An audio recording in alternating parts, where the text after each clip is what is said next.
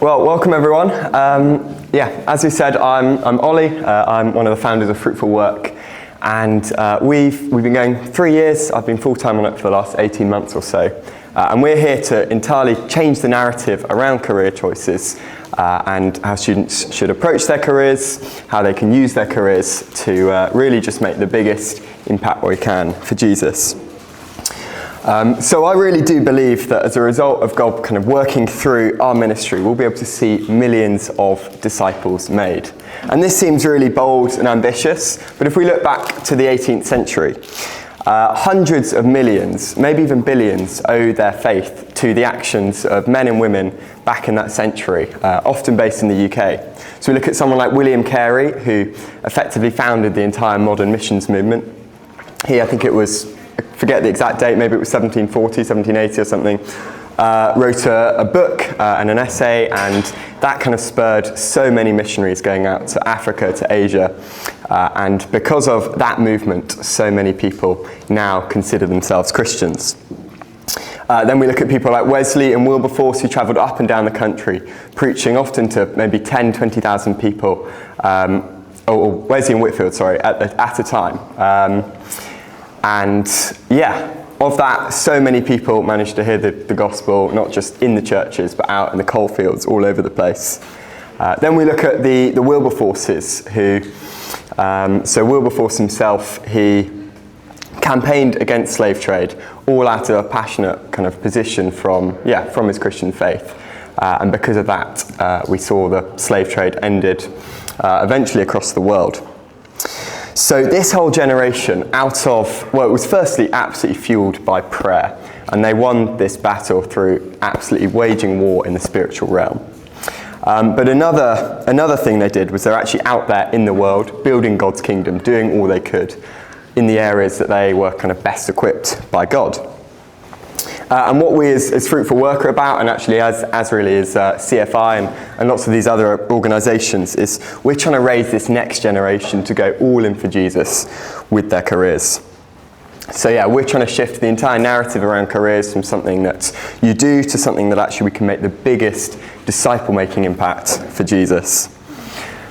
So we can see in my generation, revival spreading. Our generation is passionate about injustice. But we are here to equip this generation to be actually passionate about the biggest injustice, that people don't know Jesus, and equipped to make the biggest impact in solving this as possible. We're new as an organisation, but we're gaining traction gradually in the UK. So we've just built up our board, and we've got the operations director of UCCF, who run all of the Christian unions on it, a guy who runs the workplace ministry in LRCC. And we're excited, actually, about a year or so back, John Lennox mentioned us in his audiobook on work. So we're small, but we're growing, and we've got this bold vision to shape the entire narrative for this next generation around careers. So today we're going to be looking at 3 kind of career areas that I think can be particularly strategic. But first I just want to say that we can have absolutely no impact unless we are praying, approaching God, first prioritising our relationship in Him. We heard, I don't know if any of you are in the Earning to Give talk by Graydon earlier, and he was kind of spot on in all of these things that we can do and all of the giving we can do can make an impact, but actually we've also got to be prioritising our relationship with God. You could give millions, you could end the slave trade, you could do all of this, but actually if we're not doing it out of, John 15:5 says that we'll bear no fruit unless we remain in Christ. So if we want any fruit, any impact, first prioritising our relationship with Him. But it's really important that we use our talents to make disciples, that we use our careers as well as possible. This is something that's biblical. So we see in, I think it's Luke 12:48, Jesus says, "From everyone who's given much, much will be demanded." So all of us just living in this country, we've been given much. Education, money, all sorts. And actually what God says about this is much will be demanded. That's a a kind of a bold statement. It could be quite, it could be almost quite a burden. But actually, I think if we see some of what Jesus says in other places, he talks about, but the seed falling on good soil refers to someone who hears the word and understands it. This is the one who produces a crop yielding 160 or 30 times what was sown. So this is the impact he thinks we can have. 160 or 30 times from our lives. And I believe our careers, it's where we spend, 80,000 hours of our life. It's probably the biggest resource as such we've got to be building God's kingdom. So for this session, we're going to be looking through our brand new Fruitful Work Career Guide. So it's still a draft, we're still working on it. If there's any areas that you think need improvement, QR code on the back, we'd love your feedback. And we're hoping to get this this time next year out to about 10,000 students and young adults across the country through Christian unions and churches. So if we're thinking about how we can play our part in seeking revival, yes, we've got to be absolutely kind of waging war in the spiritual realm in prayer. So if that's the one thing you take away from today, then that's the first thing we've got to be doing. But we've also seen there's others who've had their part in making revival happen. And we're going to look at three specific people today. So John Wesley, William Wilberforce, and Lady Huntingdon. And they both went into three areas that we think are particularly strategic for making disciples. So Wesley into ministry, and that ministry, it doesn't have to be preaching. You could be doing the operations, you could be a missionary, you could be all sorts, but in full-time ministry. Then Wilberforce, he was what we're calling discipling culture. So he was shaping culture to really pave the way for the gospel. You can do this through politics like Wilberforce, you could do it through legal reform, you could do it through shaping culture itself, through TikTok, through podcasts, through art. There's so many different ways, and we'll think a bit more about that in a moment. And then there's the Lady Huntingdons. So she was a wealthy aristocratic lady, and she lived sacrificially and used it, what God had given her, to fund so much of actually what Wesley did, what Wilberforce did. She built, I think, 64 Methodist chapels. So she was amazing using what God had given her to build the kingdom. So first you can turn to page 24, I think it is, and we'll be looking at the gospel ministers, so the Wesleys. So Wesley, we've heard a bit about him already. He would walk or ride his horse for, I think, tens and tens of thousands of miles each year to preach the gospel across the UK and in America as well. And I heard someone last week say that about half of the Christians in the world owe their faith in some way to the preaching of Wesley and the Methodist revival and all of that. So this is ridiculous kind of impact that he's had. But there's also so many other ways that we can be having an impact in ministry. So there's some kind of example roles, and there's more than these on page 24, but you could be a youth worker, you could be a missionary, be in church leadership, be a kind of Christian counsellor, student workers, training up those doing ministry, perhaps you're writing or you're creating Christian content. And then there's a kind of behind the scenes strategic leadership and operations. So that could be founding ministries, I suppose, like what I'm doing. It could be leading a Christian charity. It could be operations within a church, a Christian organisation, monitoring and evaluation to make sure that actually the Christian work that's happening, it's making the impact it should be. It could be in kind of building tech, building AI for ministry. There's so many different ways we can do full-time ministry. But Jesus was really clear that the workers are few. So the harvest is plentiful, but the workers are few. There's not enough people in ministry. I know there's often pressure can go in two ways, but it is an area that is seriously impactful, and one of the reasons for that is the multiplicative impact of ministry.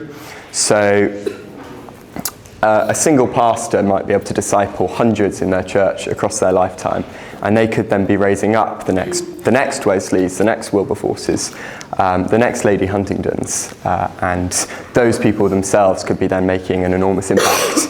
So even though there might be a smaller number of people that the pastor themselves is impacting, it's this multiplicative effect that can then spread so far.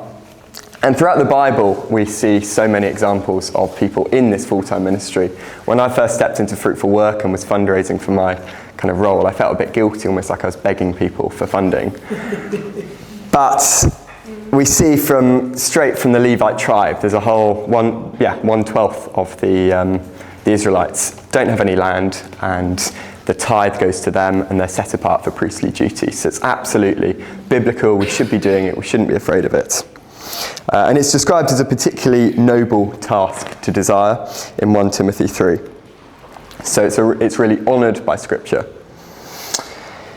And can be seriously impactful. And you can see more examples here. But you look at some of the first missionaries into certain countries. There's so many unreached countries even today. So if you're a missionary going out for the first time into some of these places, you might only make 1 or 2 disciples, but then they might make more and more. 200 years' time, there could be hundreds of millions of disciples in that country or that region. So the potential for impact is enormous. Then we've got the Wilberforces, those discipling culture. So that's on the next page. And it's probably worth me actually just saying, we're going to go through these 3 areas, and then we're going to have a bit of a chance to chat about it. Then we've got an AI career chatbot that you can have a bit of a go with and see how it helps you with your own career. And then we'll discuss things more. So I won't be talking for the whole time.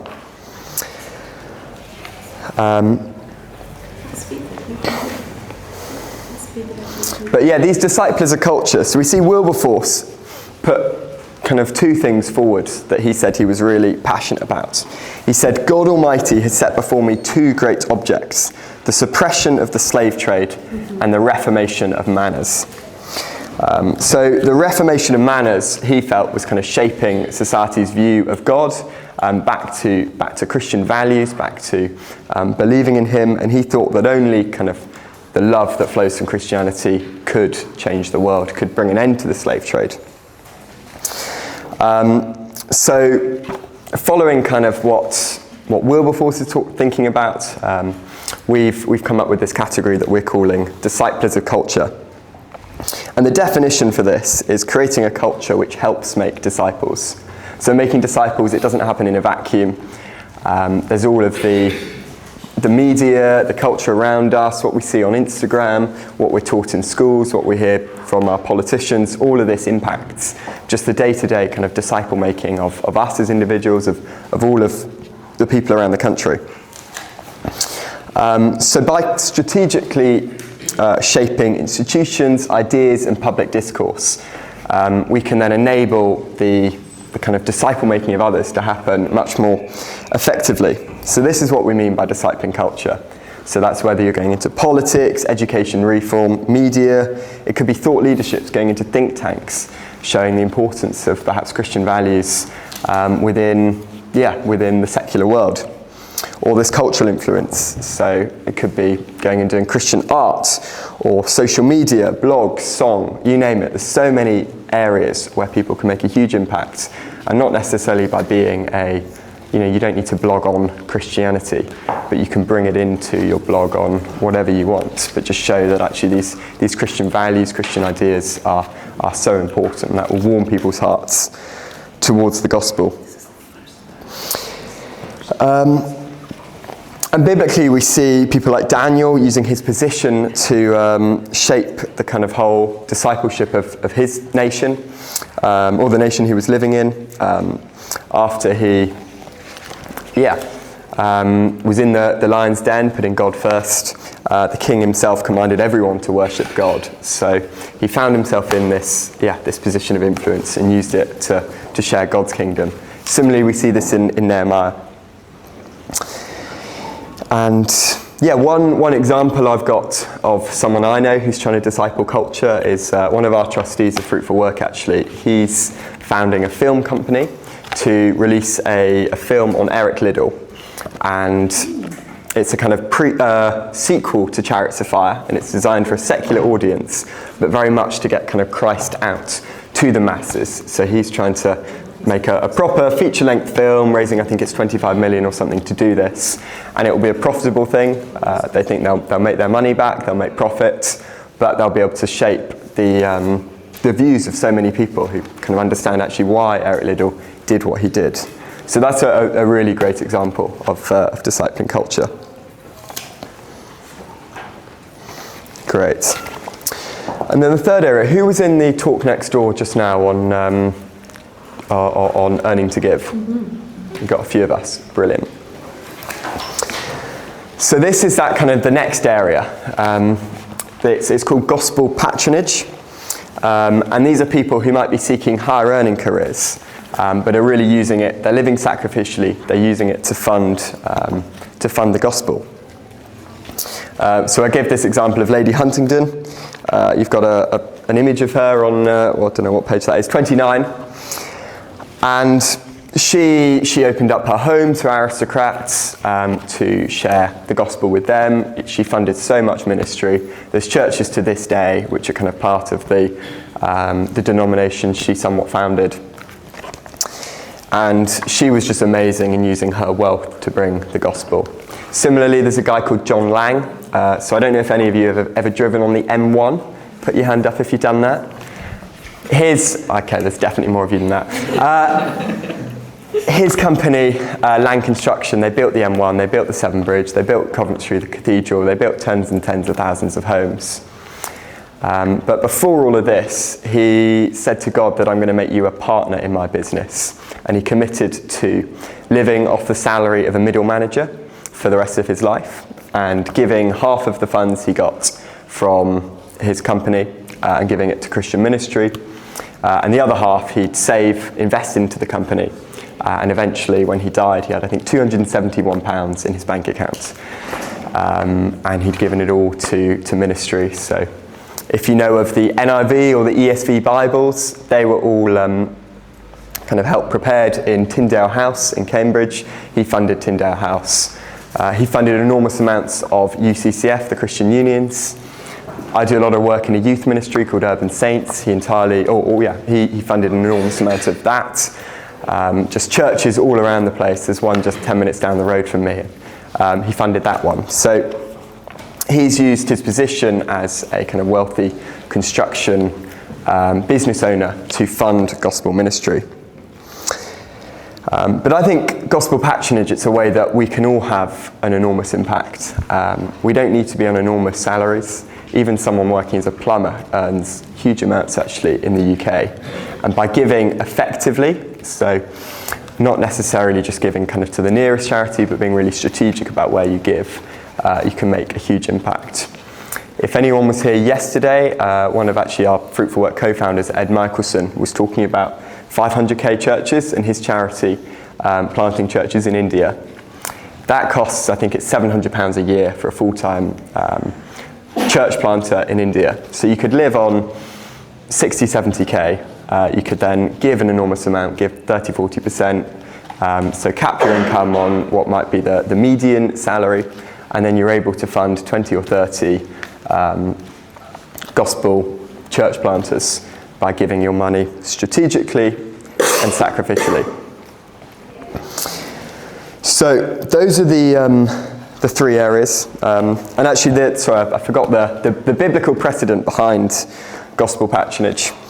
So you've got wealthy supporters throughout Jesus' ministry. Paul's ministry are very much supporting him. So Mary Magdalene, Joanna, Susanna, they all supported Jesus out of their own means. Flip forward to Paul's ministry, there's a patron called Phoebe, and she was considered a benefactor of many. And she helped fund what Paul was doing. So they're very much there in the Bible and able to make an enormous impact. And the last word I'd say on this is we would suggest, based off actually something Wesley said, we'd suggest that our attitude to money should be get all we can, keep as little as we can, and then we've added this third area, and give as effectively as you can. So get all you can, keep as little as you can, so give the rest, but also give as effectively as you can. Great. And there's a final area, which is mission entrepreneurship, and I won't focus too much on that, and it can kind of fall under actually a number of these areas, but it's those who are being entrepreneurial, maybe thinking about how they could found the next Alpha, or the next kind of movement which could result in so many more disciples. And we absolutely need those with entrepreneurial skills to be out in the world, using them, innovating to build God's kingdom. Ministry is really expensive at the moment in the UK. We're now seeing this quiet revival, but in many age groups it's really tricky. Churches are resorting to kind of maintenance rather than mission. So can we innovate? Can we think about how we can do things differently in making disciples? So also, if you're entrepreneurial, think about that. One friend of mine, a guy called Joel, he studied maths at Cambridge, and he's super smart at maths and absolutely loves Jesus. And through kind of coming through Fruitful Work, he decided to go into a quantitative trading role. Graydon was talking about that as an area he kind of wished he'd gone into earlier. And to do that, he's earning enormous amounts of money. And actually if he sticks in this area, he could be earning tens of millions across his lifetime. But he absolutely loves Jesus. He's going to cap his income, live really sacrificially, and then use it to fund gospel ministry. So if we could just raise up within each city, within each town, just maybe even one or two of these gospel patrons, then that could be £10 million in lifetime giving from just one or two of these people. So the impact that you guys could have by getting involved in raising up people like that is enormous, but also in raising up people into these other areas. So I'd love you guys to get involved in what we're doing. We're inspiring and equipping the next generation to do what the Wesleys did, to do what the Wilberforces did, and to do what the Huntingdons did, to do it again. And look, we can see God, he's already at work. He's already bringing revival. And I'd love us all to get involved with equipping this next generation to use what God's given them to best build his kingdom, to best make disciples. So the kind of best area that I'd love you guys to get involved in is through running small retreats.